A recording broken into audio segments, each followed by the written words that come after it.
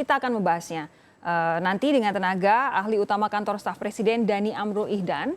Yang jelas saat ini yang sudah bergabung bersama saya adalah penasihat dari Center for Innovation Policy and Governance yang juga merupakan Deputi 2 KSP Kantor Staf Presiden tahun 2015 hingga 2019, Yanuar Nugroho. Selamat malam, Pak Yanuar. Selamat malam, Pak Sofi. Pak Yanuar, begini, kalau kemudian Presiden menyatakan bahwa kita harus berdamai dengan Corona, menurut Anda, dari apa yang Anda tangkap, apa sih yang ingin disampaikan oleh Presiden? Tentu saya tidak bisa mewakili Presiden, saya bukan juru bicara dan saya sekarang juga bukan lagi menjadi deputi di kantor staf Presiden. Tetapi yang saya pahami adalah mau tidak mau kita harus hidup bersama dengan virus ini. Yang menjadi perhatian dan menjadi concern saya adalah ketika kita hidup bersama dengan virus ini tentu ada prasyarat. Yang menjadi keprihatinan saya yang paling besar adalah prasyarat status kesehatan. Karena kita tahu dari data epidemiologi mengenai virus ini, ada kelompok-kelompok yang rentan terpapar dengan virus ini. Artinya, kalau masyarakat hidup bersama dengan virus ini tetapi tidak ada measure secara khusus untuk melindungi mereka yang rentan, ini sama saja menghadapkan mereka dengan maut. Ini catatan yang paling penting menurut saya. Nah, masalahnya adalah sejauh mana magnitud ini kita hadapi, saya harus bilang bahwa kita tidak tahu persis. Karena data yang kita punya tidak mencukupi. Karena jumlah tes yang kita lakukan tidak cukup banyak. Jadi, bayangan saya, aran Presiden agar kita hidup berdamai dengan virus ini adalah aran yang juga harus dilengkapi dengan sebuah direktif, sebuah aran lanjutan dari pemerintah.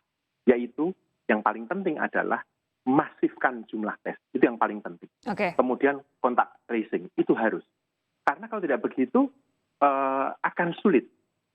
Karena kita tahu bahwa data yang kita punya setiap hari, yang dilaporkan di covid19.go.id, itu bukan kurva epidemiologi.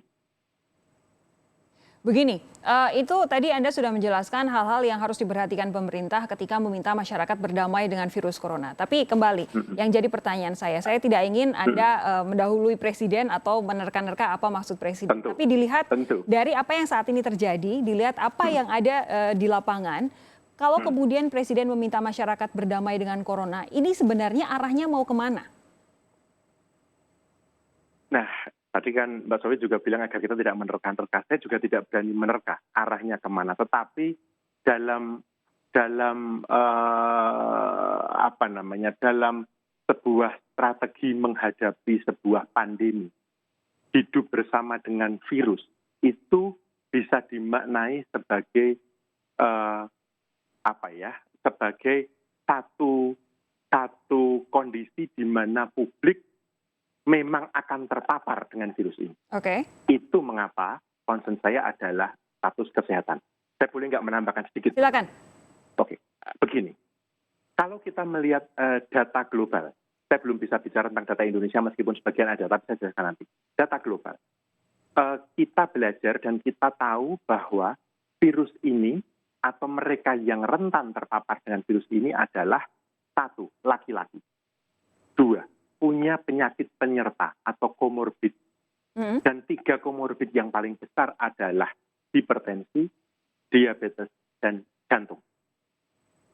Di banyak atau di dalam kasus global yang datanya sudah cukup lengkap, kita tahu bahwa kebanyakan 3 hal ini tadi, 3 komorbid dan laki-laki ini tadi, terjadi pada mereka yang berusia 60 tahun, 65 tahun ke atas. Itu di luar negeri?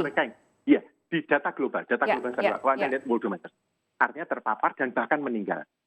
Di Indonesia seperti apa? Kita belum punya data itu secara nasional. Atau setidaknya data itu belum dibuka. Karena yang kita lihat di covid19.go.id bukan data itu. Kalau saya lihat itu saja, sekarang ya kalau kita lihat, kalau Anda masuk ke covid19.go.id, kemudian Anda lihat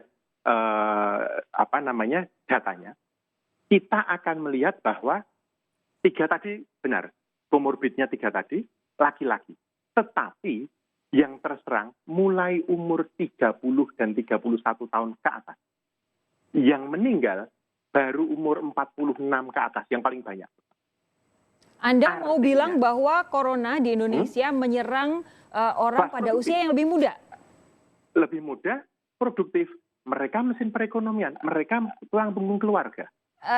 Impact-nya Itu. menurut Impact-nya Anda akan apa? Menurut saya impact-nya besar, Mbak. Karena kalau kita bicara mengenai bonus demografi, kalau kita bicara mengenai membangun ekonomi, ini mensyaratkan mereka yang produktif ini survive. Kalau yang produktif ini tidak survive, beda sekali ceritanya. Itu. Jadi berdamai atau hidup bersama dengan virus corona ini punya pengandaian. Pengandaiannya adalah status kesehatan yang baik. Sementara yang ada di kita tahu prevalensi merokok, kita tahu stunting, kita tahu seperti apa yang diderita penyakit. BPJS itu tekor karena 3 hal tadi itu. Nah, jadi itu harus dibarengi dengan upaya memperkuat status kesehatan di negara ini. Tidak mungkin tidak, karena kalau hanya hidup bersama dengan virus corona, saya khawatir casualty-nya korbannya akan cukup tinggi.